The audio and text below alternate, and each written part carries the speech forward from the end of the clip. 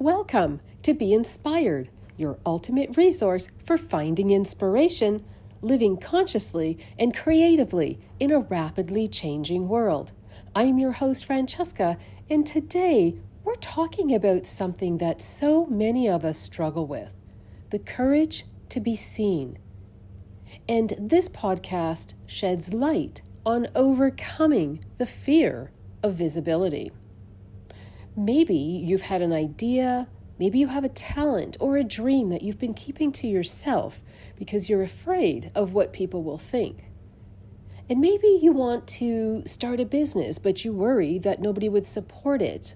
Or if you're an artist, let's say that you want to share your work, but you're afraid that you're not good enough. I'll speak more to that a bit later. How about wanting to speak up in a meeting, but you question whether your voice even matters? Or launching a podcast, or writing a book, or applying for a leadership position? If any of that resonates with you, then today's episode is for you, because we're going to explore why we fear visibility and how that holds us back. But what happens when we step forward despite fear? And we'll also talk about tangible ways to embrace visibility with confidence. So if you've been hiding, playing small, no more time for that, or waiting for the perfect time, because there's never really a perfect time, then this is your sign to step forward. So let's dive in and let's talk about why we fear being seen in the first place. Let's be honest, putting yourself out there, it can be scary. And maybe you've heard or had thoughts like, who am I? Who am I to do this? Or what if people criticize me? Or what if I fail in front of everyone? That fear, it's not just in your head. It's actually biological. We're wired to seek belonging. And historically speaking, standing out from the crowd was risky. Being judged or rejected used to mean, literally, survival threats. But today, the risk isn't physical, it's emotional. And even though judgment feels like a danger, the truth is your greatest growth happens outside of your comfort zone. So for example, think about your favorite child actor or singer. And think about when they first started performing as a child. Now, do you think they never felt fear? Of course they did, but they showed up anyway over and over until their confidence became second nature.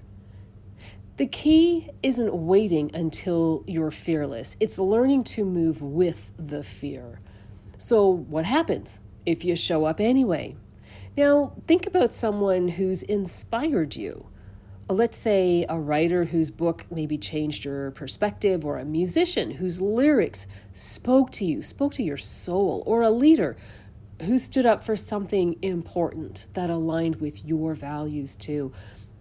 What if they had let fear stop them? Let's say, for example, let's take J.K. Rowling. Before Harry Potter became a worldwide phenomenon, she was rejected 12 times by publishers.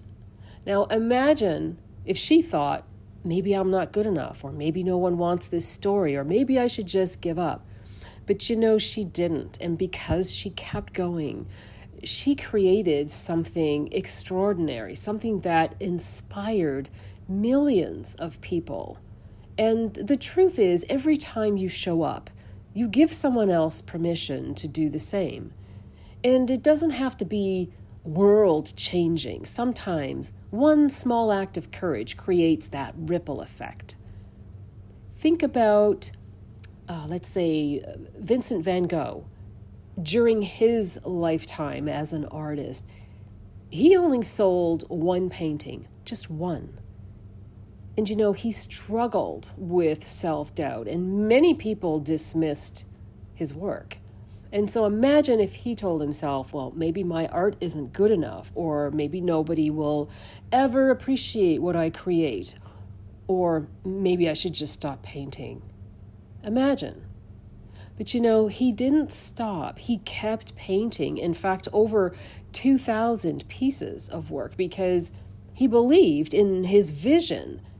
And today, his work is some of the most celebrated artwork in the world, proving that sometimes it's not about immediate success, but about staying true to your expression. This is a reminder that just because people don't see your greatness right away, it doesn't mean that it isn't there. Just keep going. Let's say you're an artist, but you've been afraid to share your work online since that's so popular these days. And the day you finally post your artwork online, a friend messages you and says, wow, I've always wanted to paint, but I was too scared. And seeing you share your artwork online gave me the courage to try. That's the power of visibility. So to any artist out there, and as many of you know, I do currently have a call to artists out there, to any artist who's struggling with being seen because you don't think you're good enough, I hope that you'll step into visibility. And if you're wondering how, let's talk about a few steps that you can take. A few steps that you can take into visibility, but with confidence. So as I had said before, if you've been hiding, let's think about 3 actionable ways that you can just step into that power right now.